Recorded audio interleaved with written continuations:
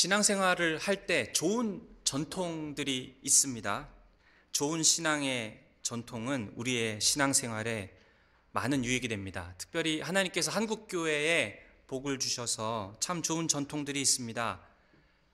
통성기도 같은 것은 외국의 그 신학 저널에 그냥 말 그대로 통성기도로 글자가 표기되어서 올라갈 정도로 하나님께서 우리 한국교회에게 주신 참 좋은 선물입니다. 심령 부흥회, 또 수련회를 통해서 특별히 하나님께서 주시는 은혜가 있지요. 복음 전파와 선교를 위해서 희생하고 헌신하는 이런 귀한 전통들이 우리 한국교회에 있습니다. 그리고 순교자의 영성, 한국교회에 하나님께서 특별하게 주신 참 좋은 신앙의 전통들입니다. 그래서 우리가 이 사역을 통해서 이런 좋은 신앙의 전통들이 우리 다음 세대로 이어져 가는 것을 위해서 기도하고 또 하나님께서 우리에게 주신 사명이라고 믿습니다. 좋은 전통이 있는 반면에 나쁜 전통이 있습니다. 언제 나빠집니까? 이 전통이 하나님의 말씀보다 앞서면 그러면 나쁜 전통입니다. 유대인들이 바리새인들과 서기관들이 자기들이 전통을 많이 만들어서 그 전통을 처음엔 좋은 의도로 만들었지만 가면 갈수록 말씀보다 그 전통이 중요해지고 말씀보다 위에 올라가게 되는 그런 일들이 있었습니다. 심지어는 오늘 본문에 보니까 이 바리새인들이 예수님을 보면서 판단하고 자기들이 만들어 놓은 전통으로 예수님을 정죄하고 그의 제자들을 힐난하기까지 합니다. 그래서 2절 말씀에 보시면은 당신의 제자들이 어찌하여 장로들의 전통을 범하나이까? 떡 먹을 때에 손을 씻지 아니하나이다. 떡 먹을 때에 손 씻는 것은 유대인의 전통입니다. 정결법에 관련해서 깨끗하게 손을 씻고 먹는데요. 예수님의 제자들이 손을 씻지 않고 떡을 먹으니까 정결법 규례를 어겼다 이러면서 제자들을 힐난하고 공격했습니다. 음식을 먹기 전에 손을 씻는 이 법, 이 규율이 구약 성경 율법에 있을까요? 없습니다. 없는데 유대인들이 만든 것입니다.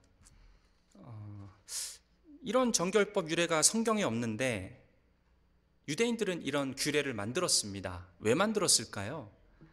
나름 좋은 의도가 있었습니다. 유대인들의 역사를 보면은 많은 외국인들과 이방인들의 침략을 겪었고 그러면서 이방의 전통과 문화들이 유대 사회 안으로 많이 들어오면서 안 좋은 것은 우상 숭배 문화까지 들어왔습니다. 그래서 유대인들이 시장에 나가면 도처에 우상 숭배에 관련된 그런 물건들, 음식들이 널려 있습니다. 자기가 잘 모르고 부지불식 중에 그런 우상 숭배에 관련된 것을 손으로 만지면 그러면 부정하게 되겠죠. 그래서 혹시라도 자기가 음식을 먹을 때 어딘가에서 내가 부정하게 된 손으로 그 음식을 집어 먹으면 그 음식도 부정해지고 부정한 음식을 먹으니까 나도 부정해질 수 있겠구나. 이런 걱정을 좀 했던 것 같습니다. 그래서 어쨌든 좋은 의도로 손을 씻고 부정해진 손을 깨끗하게 한 후에 정한 음식을 먹어야겠다. 이런 의도로 유대인들이 손 씻는 규례를 만들었습니다. 근데 문제는 뭐냐면은 이 손 씻는 규례를 만들었을 뿐만 아니라 굉장히 많은 다른 규례들을 만들기 시작했습니다. 명목상으로는 하나님의 율법을 지키기 위해서 우리가 울타리를 좀 넓게 쳐야겠다 이러면서 많은 규례들을 만들기 시작했는데 이상하게 눈에 보이는 그런 규례들을 더 중요하게 생각하는 그런 일들이 있게 되었습니다. 그래서 눈에 보이는 그런 규정들을 잘 지키면 내가 신앙생활 잘하고 있다 이렇게 생각을 하게 된 것이죠. 그래서 자꾸 하나님을 향한 여호와 신앙을 마치 겉으로 보이고 그리고 뭔가 눈에 보이는 그런 외적인 의식으로 조금씩 여호와 신앙이 변질이 되어 갔습니다. 그래서 결국에는 바리새인들과 서기관들이 와서 예수님의 제자들을 공격한 것입니다. 왜 손을 씻지도 않고 떡을 먹습니까? 자, 이에 대해서 예수님께서 3절에 대답을 해 주십니다. 대답하여 이르시되 너희는 어찌하여 너희의 전통으로 하나님의 계명을 범하느냐? 전통으로 하나님의 계명을 범하느냐? 이것이 예수님의 대답이었습니다. 두 가지 의미가 있습니다. 첫째는 바리새인들이 뭘 잘못했다라는 것입니까?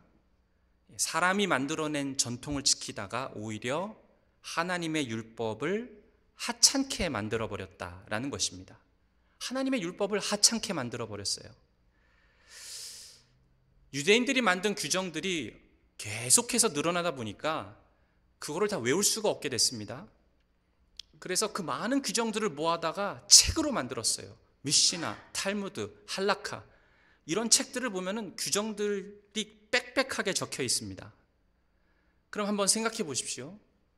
그런 규정들이 많아지면 많아질수록 신앙생활 하기가 쉬워질까요? 어려워질까요?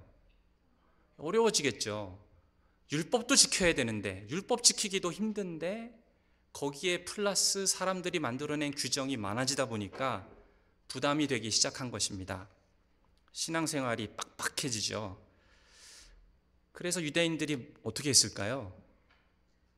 그 중에서 눈에 잘 띄는 것, 사람들에게 보이기 좋은 것들을 싹 골라내기 시작합니다. 그래서 내 생각에 이런 것들만 지켜도 되겠다 싶은 그런 리스트를 만들어 가지고 그런 목록들만 지키기 시작합니다. 그럼 좀 쉬워지겠죠?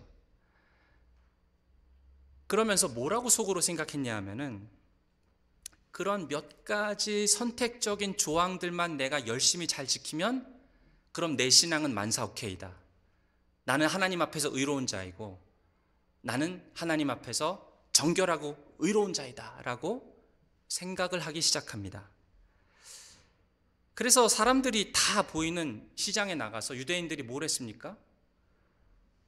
몸을 막 흔들면서 사람들 앞에서 기도를 했습니다. 그리고 눈에 잘 보이는 안식일 규례들을 사람들 앞에서 지키고 보여주기 시작하고요. 그리고 11조를 사람들이 보는 앞에서 하기도 하고요. 그리고 율법에, 구약에 있는 모세 율법에 보면은 1년에 한 번만 금식을 하면 된다고 했는데 매주 2번씩 금식을 합니다. 그리고 음식 먹기 전에 당연히 손을 씻지요. 그러면서 몇 가지 자기가 정해진 그런 율법을 철저하게 지키면서 자기 신앙은 만사오케이고 나는 하나님 앞에서 의롭다라고 생각을 하였습니다. 근데 참 고맙게도 사람들이 그런 바리새인들을 칭찬합니다. 야, 그거 하기도 쉽지 않은데 정말 철저하게 율법을 지키는 자들이다. 그러면서 사람들에게 칭찬을 받기까지 했어요. 그러니까 율법을 지키는 것도 이제 더 쉬워졌고요. 근데 덤으로 사람들이 자기를 막 칭찬을 합니다. 그러니까 어떻게 됐겠습니까? 마음이 가면 갈수록 자기를 속이기 시작합니다. 아, 나 진짜 괜찮은 사람인가 보다. 아, 나 하나님 앞에서 정말 괜찮은 의인인가 보다. 이러면서 스스로 막 자기한테 감격을 해가지고 기도를 합니다. 하나님이여, 나는 다른 사람들 곧 토색, 불의, 간음하는 자들과 같지 아니하고 이 세리와도 같지 아니함을 감사하나이다. 바리새인들의 문제가 무엇이었습니까? 하나님의 율법을, 하나님의 법을 너무 하찮게 만들어 버렸어요. 한번 제가 질문을 드릴 테니까 생각해 보시기 바랍니다. 음식을 먹기 전에 손을 씻는 것과 실제로 내가 하나님 앞에서 내 마음이 정결해지는 것, 이 둘 중에 뭐가 쉽습니까? 내가 하나님 앞에서 금식하는 것과 애통하고 가난하고 통회한 마음을 가지고 하나님한테 죄송하다고 회개하는, 우리 팔복에서 다 듣지 않았습니까? 심령이 가난한 자는 복이 있나니 애통하는 자, 온유한 자, 의에 줄이고 목마른 자, 그렇게 통회하는 마음으로 회개하는 것이 더 쉽습니까? 한번 생각해 보십시오. 말로 형제를 용서한다라고 말하는 것이 쉽습니까? 아니면 너희 중심으로 형제를 용서하라, 중심으로 형제를 용서하는 것이 쉽습니까? 서기관과 바리새인들의 문제는 신앙생활과 율법을 그냥 다 쉽게 만들어 버렸습니다. 율법을 하찮게 만들어 버렸어요. 우리가 율법 앞에 정말 서게 되면은 마음속에 가난함과 갈급함과 회개와 하나님 앞에 정결함과 주님께 앞에 서는 예배자가 되는 이 모든 하나님의 율법을 생각해 보면은 절대로 쉽게 다룰 수 없는 그 율법의 무게와 그 엄중함이 우리 마음속에 느껴지기 시작할 때 절대로 내가 자신 있게 나는 그 율법을 다 지켰어요, 나는 다 율법을 지켰으니까 하나님 앞에서 의로워요라고 그렇게 말할 수 없는 자들이 저와 여러분입니다. 그런데 이 바리새인들은 그냥 자기가 만들어 놓은 그런 몇 가지 조항들 철저하게 지키면서 나 의로운 사람이다, 나 이것 때문에 천국에도 갈 수 있고, 그러면서 하나님의 법을 하찮게 만들었습니다. 하나님의 법을 다 지킬 수 있는 것도 아닌데 그냥 자기가 만들어 놓은 기준과 전통을 지켜놓고 마치 자기가 하나님의 법을 다 지키고 있는 것처럼 하나님의 율법의 기준을 완전히 땅바닥으로 떨어뜨려 버렸습니다. 그래서 예수님께서는 사람의 전통으로 율법을 폐하지 말라, 이렇게 바리새인들에게 말씀하신 것이죠. 또 이 사람의 전통으로 율법을 폐하지 말라라고 말씀하신 예수님의 두 번째 의미는 이 바리새인들의 문제가 뭐라고 하시는 것입니까? 성경에 있는 율법보다, 성경 자체보다 사람이 만든 규정이 더 중요하다라고 생각을 했던 것이 문제였습니다. 자기가 만들었고 지키고 있는 사람의 전통과 이 계명이 하나님의 율법보다 더 중요하다. 실제로 탈무드에 보면은 모세의 율법보다 장로의 전통을 지키는 것이 중요하다라는 그런 문구가 있을 정도였습니다.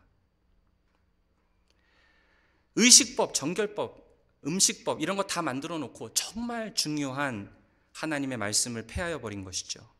그래서 예를 들어서 예수님께서 한 가지를 들추어 내십니다. 오늘 본문에 보니까 그게 제5계명, 내 부모를 공경하라 라는 하나님의 율법이었습니다. 우리 4절과 6절, 4절부터 6절을 보시겠습니다. 하나님이 이르셨으되 내 부모를 공경하라 하시고 또 아버지나 어머니를 비방하는 자는 반드시 죽임을 당하리라 하셨거늘 너희는 이르되 누구든지 아버지에게나 어머니에게 말하기를 내가 드려 유익하게 할 것이 하나님께 드림이 되었다고 하기만 하면 그 부모를 공경할 것이 없다 하여 너희의 전통으로 하나님의 말씀을 폐하는도다. 하나님께 드린 바가 되었다. 이 말은 고르반 전통이라고 합니다. 이 고르반 되었다라는 말을 유대인들이 했어요. 이게 무슨 뜻일까요? 고르반 되었다라는 말은 저기 보이는 저 돈, 내가 가지고 있는 돈과 이 책상과 이 물건들이 성전에 하나님께 바친 바 되었다라는 뜻입니다. 그래서 내가 고르반이라고 서약을 하면 이 돈과 이 물건은 나중에 성전에 갖다 드려야 됩니다. 그 약속이 고르반이죠. 근데 문제는 뭐냐 하면은 모든 유대인들 자식들은 부모를 경제적으로 부양해야 하는 책임이 있었습니다. 부모를 공경하는 것이죠. 유대인들의 책임인데 생각해 보니까 부모님을 위해서 돈을 쓰고 또 부모님을 공양하는 게 쉽지가 않아요. 그러니까 자기들이 규례를 만들어서 고르반 되었다라고 말을 해버립니다. 그러면 이 돈과 이 물건은 나중에 부모님께서 돌아가시면 그때 성전에다가 드리도록 서약을 하는 것이죠. 그냥 그렇게 약속만 하면 충분합니다. 이 규칙은 그렇습니다, 원래. 저는 아무리 생각해봐도 이런 규칙을 왜 만들었나 싶어요. 잘 이해가 안 돼요. 그래서 부모님이 정말 경제적으로 어려울 때 도와달라고 하면은 자식이 뭐라 그럽니까? 고르반 되었다 이러면 끝이에요. 이거는 하나님께 드린 바 되었으니 부모님한테 드릴 것이 없습니다, 이런 뜻이 되어버린 것이죠. 그래서 하나님의 이름으로 지금 뭐 하고 있습니까? 부모를 공경하라라는 그 율법을 범하고 있습니다. 말로는 고르반 되었다라고 하면서 하나님께 바쳐진 물건이니 부모가 달라고 해도 자기는 명분이 생긴 것이죠. 안 줘도 됩니다. 근데 그런 이상한 전통이 유대인들에게 있었어요. 예수님께서는 사람의 전통으로 율법을 폐하고 있지 않느냐, 왜 5계명을 폐하느냐라고 말씀하신 것이죠. 예수님께서는 이것을 뭐라고 말씀하셨냐 하면은 외식이다 그랬습니다. 그건 위선이다 그랬어요. 하나님의 율법을 폐하려 버리는 것을 안타까워하셨습니다. 그래서 7절 말씀부터 보시겠습니다. 외식하는 자들아, 이사야가 너희에 관하여 잘 예언하였도다. 일렀으되 이 백성이 입술로는 나를 존경하되 마음은 내게서 멀도다. 사람의 계명으로 교훈을 삼아 가르치니 나를 헛되이 경배하는도다 하였느니라 하시고, 입술로 하나님을 공경하는 것은 쉽습니다. 그러나 마음으로 참된 예배자가 되어서 주님을 공경하는 것은 어렵습니다. 자기가 생각해낸 몇 가지 조항들을 지키는 것은 쉽습니다. 그러나 하나님의 율법을 정말 순종하는 것은 어렵습니다. 그래서 유대인들이 뭘 선택했습니까? 순종을 선택한 것이 아니라 위선을 선택했습니다. 자기를 속였습니다. 우리의 모습은 어떻습니까? 입술로는 주님을 사랑한다고 하지만 사실 우리 마음은 주님께로부터 멀어져 있지는 않습니까? 정말 오늘 설교 제목처럼 하나님께서 원하시는 거룩은 무엇일까요? 하나님께서 저와 여러분들에게 보기를 원하시는 참된 거룩은 무엇입니까? 참된 거룩은 우리가 우리 마음 중심으로 하나님을 사랑하는 것입니다. 10절 말씀부터 보시면 무리를 불러 이르시되 듣고 깨달으라. 입으로 들어가는 것이 사람을 더럽게 하는 것이 아니라 입에서 나오는 그것이 사람을 더럽게 하는 것이니라. 하나님께서 원하시는 거룩은 우리 마음의 거룩입니다. 우리 내면의 거룩입니다. 중심의 거룩입니다. 이 마음에서 나오는 거룩은 결국엔 우리의 입술에 영향을 주게 돼 있고 우리의 시선과 우리의 생활과 우리의 결정 모든 것들에게 영향을 주게 되어 있습니다. 마음의 거룩이라면 말이죠. 많은 사람들이 오해하는 것이 있습니다. 내 마음이 어떻게 거룩해지는가? 바리새인들도 똑같이 오해했고요. 뭘 오해했을까요? 겉으로 보이는 의식들 잘 지키면 내 마음도 깨끗해질 것이다. 완전히 이런 식으로 착각했습니다. 밖에 있는 보이는 것들 잘 지키면 내 마음도 깨끗해지고 거룩해질 것이다. 그래서 정결법 잘 지키고 음식법 잘 지키고 할례를 받고 짐승 잡아서 화제와 번제와 수제로 잘 드리면 내 마음도 깨끗해질 것이다. 정결해질 것이다. 그래서 이 외적인 행위가 내 마음속에 거룩을 만들어낼 것이다 라고 생각을 했습니다. 근데 예수님께서는 반대로 뭐라고 가르치고 계십니까? 하나님께서 원하시는 것은 우리 마음이 변화되는 것이다. 참된 거룩은 내면에서부터 밖으로 나가는 것이다 라고 가르치십니다.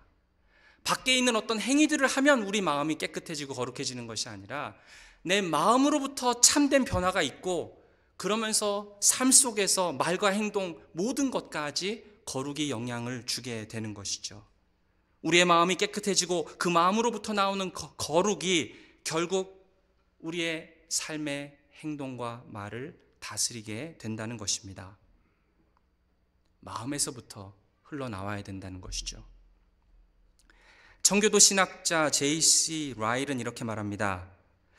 그리스도인이 되기 위해 우리에게 가장 먼저 필요한 것은 무엇일까요? 새 마음입니다. 하나님께서 우리에게 요청하는 제사는 어떤 제사일까요? 상하고 통회하는 마음입니다. 참된 할례는 무엇일까요? 마음의 할례입니다. 진정한 순종은 무엇일까요? 마음으로부터 순종하는 것입니다. 구원받는 믿음은 무엇입니까? 마음으로 믿는 것입니다. 그리스도께서는 어디에 거하셔야 합니까? 믿음으로 우리 마음속에 거하시는 것입니다. 지혜가 우리 각자에게 요구하는 가장 중요한 것은 무엇입니까? 내 아들아, 나는 내 마음을 원한다. 내 마음을 나에게 다오. 그래서 기독교에서 강조하는 것은 심령의 마음의 변화입니다. 그래서 저는 우리 한국 교회 전통 중에 심령 대부흥회 이런 거 너무 표현이 좋아요. 심령, 우리 마음을 집중해서 보자는 것이죠. 우리 마음과 중심의 거룩함, 이것이 기독교에서 강조하고 있는 거룩입니다. 하나님께서 원하시는 거룩은 우리 내면의 거룩, 중심의 거룩입니다. 그래서 예수님께서는 이런 것과 정반대의 것을 가르치는 바리새인들의 가르침을 경계하셨습니다. 뭐라고 가르쳤죠, 바리새인들이? 하나님의 율법보다 인간이 만든 전통이 더 중요하다. 겉으로 보이는 그런 외적인 것을 집중해서 열심히 연습하면 너의 마음도 거룩해질 것이다. 이런 잘못된 가르침, 잘못된 교리들을 바리새인들이 한 것이죠. 예수님은 그들을 향해서 뭐라고 하셨습니까? 그렇게 거짓된 교리를 가르치는 자들은 마지막 날에 가라지처럼 뽑힐 것이다. 13절에 예수께서 대답하여 이르시되 심는 것마다 내 하늘 아버지께서 심으시지 않은 것은 뽑힐 것이니 그냥 두라. 그들은 맹인이 되어 맹인을 인도하는 자로다. 만일 맹인이 맹인을 인도하면 둘이 다 구덩이에 빠지리라 하시니, 잘못된 가르침과 잘못된 교리는 결국에는 사람들을 위선과 멸망으로 인도할 것입니다. 사랑하는 여러분, 여러분의 마음은 어떻습니까? 여러분의 중심은 하나님 앞에서 어떻습니까? 여러분은 겉으로 보이는 몇 가지 거룩에 만족하십니까? 여러분은 하나님의 말씀보다 사람이 만든 전통에 더 관심이 있습니까? 여러분은 자기 자신을, 마음을 들여다보면서 그 마음 속에 상하고 통회하는 마음이 있습니까? 여러분의 마음은 할례를 받으셨습니까? 예수를 믿기는 믿는다고 하지만 겉으로 보이는 것에만 관심을, 신경을 쓰십니까? 아니면 여러분은 정말 마음으로 예수 그리스도를 믿고 있습니까? 주 예수 그리스도를 사랑하십니까? 우리가 기억해야 할 것은 하나님께서 원하시는 거룩은 우리 내면의 거룩입니다. 하나님의 말씀의 진리가 우리를 내면으로부터, 우리 중심으로부터 하나님의 말씀의 진리가 우리를 변화시키실 것입니다. 내 마음은 정말 변하지 않았는데, 똑같은데, 변함이 없는데, 겉으로만 변화된 것처럼 보이는 그런 욕망들, 그런 유혹들, 우리가 싸워야 됩니다. 그래서 우리가 온 마음과 온 힘으로 주님 사랑하시기를 원하는 것입니다. 예수님께서는 이 진리를 이제 무리들 앞에서 또 바리새인들 앞에서 다 말씀하신 후에 제자들이 옆에 있었는데 이제 제자들에게 가서 이 말씀의 진리를 더 깊이 가르쳐 주십니다. 15절부터 보시면은요. 베드로가 대답하여 이르되 이 비유를 우리에게 설명하여 주옵소서. 예수께서 이르시되 너희도 아직까지 깨달음이 없느냐? 입으로 들어가는 모든 것은 배로 들어가서 뒤로 내버려지는 줄 알지 못하느냐? 입에서 나오는 것들은 마음에서 나오나니 이것이야말로 사람을 더럽게 하느니라. 예수님 뭐라고 하셨습니까? 입으로 들어가는 것이 사람을 더럽히는 것이 아니라 입에서 나오는 것이 사람을 더럽게 한다. 입에서 나오는 것은 무엇입니까? 우리 마음 속에 들어차 있는 것이 입으로 나오겠지요. 우리 마음 속에 있는 것, 그것이 사실은 우리를 더럽게 하는 것이다. 마태복음 12장 34절에 보면은 이는 마음에 가득한 것을 입으로 말함이라. 입에서 나오는 것이 뭔지 볼 때 우리 마음속에 뭐가 있는지 알게 됩니다. 그럼 우리 마음속에 뭐가 있습니까? 예수님께서 가르쳐 주십니다. 19절에서 20절을 보시면 마음에서 나오는 것은 악한 생각과 살인과 간음과 음란과 도둑질과 거짓 증언과 비방이니 이런 것들이 사람을 더럽게 하는 것이요 씻지 않은 손으로 먹는 것은 사람을 더럽게 하지 못하느니라. 사람에게서 나오는 것들을 가만히 보니까 악한 생각이고 살인이고 간음이고 음란이고 도둑질이고 거짓 증언, 비방 이런 것들이 막 쏟아져 나옵니다. 그 마음속에 가득히 있는 것들이 이런 것이죠. 우리 마음속에 있는 죄악들입니다. 이 죄는 쉽게 제거될 수 있는 것이 아닙니다. 특히 그것이 오래됐을 때에는요. 우리 교회 밖에 여기 가든에 보면은 나무가 팜트리가 하나 있는데 그거를 제가 주일학교 사역할 때 요만한 나무를 아이들 설교할 때 이제 교보제로 갖다가 심었습니다. 설교 때. 근데 요게 지금 제 키보다 좀 더 자랐습니다. 그래서 우리 아들한테 시켜서 그거 너무 자라가지고 옆에 있는 펜스를 치니까 뽑아다가 저쪽으로 좀 옮겨달라고 부탁을 했어요. 쉬울 줄 알고. 근데 우리 아들이 가서 보더니 이거 아빠 혼자서 못하겠어요 이러는 거예요. 아니 그거 조그만 나무였는데 요만큼 자랐다고 이제는 뽑기가 어려워진 것입니다. 시간이 많이 지난 것이죠. 죄도 그렇습니다. 오래된 죄는요 뽑아내기가 쉽지 않습니다. 왜냐하면 우리 마음이라는 것이 그렇게 복잡합니다. 그리고 이 죄라는 것이 우리 마음 깊숙한 곳에 있기 때문에 이게 그냥 웬만해서는 잘 식별도 안 됩니다. 이거 식별할 수 있으려면요 사람이 만든 그런 몇 가지 조항들 그런 거 앞에 선다고 해서 이거 식별이 잘 안 됩니다. 하나님 율법 앞에 서야 됩니다. 사람들이 만들어 놓은 규칙이나 전통 앞에 서면은 우리도 바리새인들처럼 나 잘 살고 있다 요렇게 되기가 딱 쉽습니다. 그러나 하나님 율법 앞에 서면은 우리 자신의 모습이 진짜 뭔지가 드러나게 됩니다. 그래서 하나님의 율법 앞에 서는 그 일이 우리에게 너무 중요합니다. 종교개혁을 일으켰던 마틴 루터, 여러분들 많이들 아실 것입니다. 원래 사제였는데요. 루터는 자기 죄에 대해서 많이 염려하고 또 고뇌하고 고통스러워하면서 수도원에 들어갔습니다. 보통 회개하기 시작하면 2시간, 3시간 동안 회개하고 4시간 동안 그렇게 자기 죄를 아파하면서 몸부림치면서 바닥에 뒹굴면서 그렇게 회개를 했습니다. 많은 사람들이 수도원에 있는 그 수도사들이 마틴 루터를 보면서 저 사람 왜 저러나 약간 이상하게 제정신이 아니라고 생각을 했어요. 근데 사람들이 모르는 것이 있었습니다. 이 마틴 루터는 원래 이 율법 학자였습니다. 율법을 많이 공부한 사람이고 그리고 맹훈련을 철저하게 받았던 사람입니다. 그 율법을 많이 아니까 그 율법 앞에 자기가 설 때 얼마나 마음속에 있는 죄악들 때문에 두렵고 떨리고 아파했는지 2-3시간 회개해도 끝나지를 않았습니다. 그런데 이 율법의 기준이 아니라 이 수도사들이 생각하는 기준으로 마틴 루터를 보면은 아주 좋은 사제였어요. 야, 진짜 모범적이고 훌륭한 사제다. 사람들이 막 칭찬을 할 정도였습니다. 그 수도원의 엄격한 기준으로 보면 그렇다는 거예요. 하루 여러 시간을 죄를 고백하고 회개하는 삶을 사니까 인정받았습니다. 그런데 루터가 수도원에서 사람들이 정한 규칙으로 자기를 본 것이 아니라 자기 자신을 딱 하나님의 율법 앞에 세웠습니다. 그렇게 자기를 점검했어요. 루터가 이렇게 고백을 했습니다. 슬라이드를 보여주시면은요, 저는 그리스도를 환한 재판장으로 생각합니다.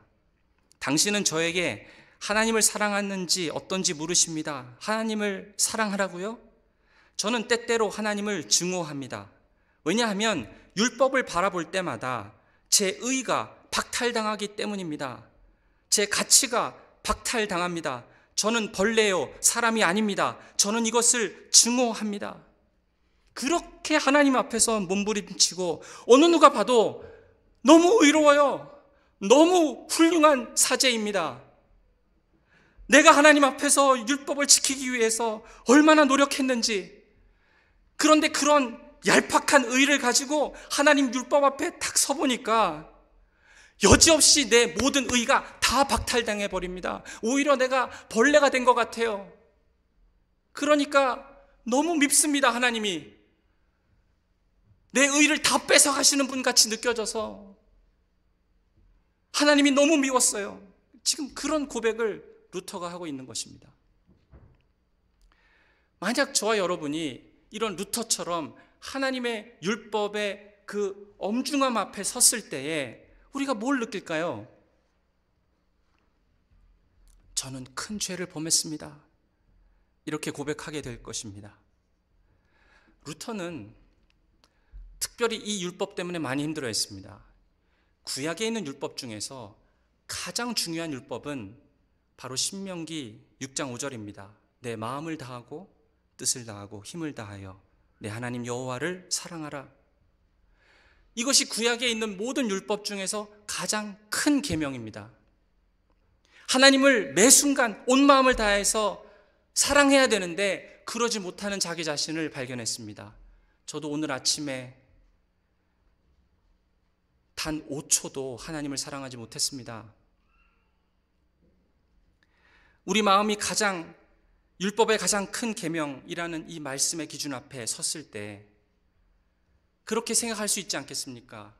구약에서 가장 중요한 율법이라고 한다면 그러면 가장 큰 죄는 무엇입니까? 제일 중요한 율법을 어긴 그것이 가장 큰 죄입니다. 루터는 그렇게 결론을 지었어요.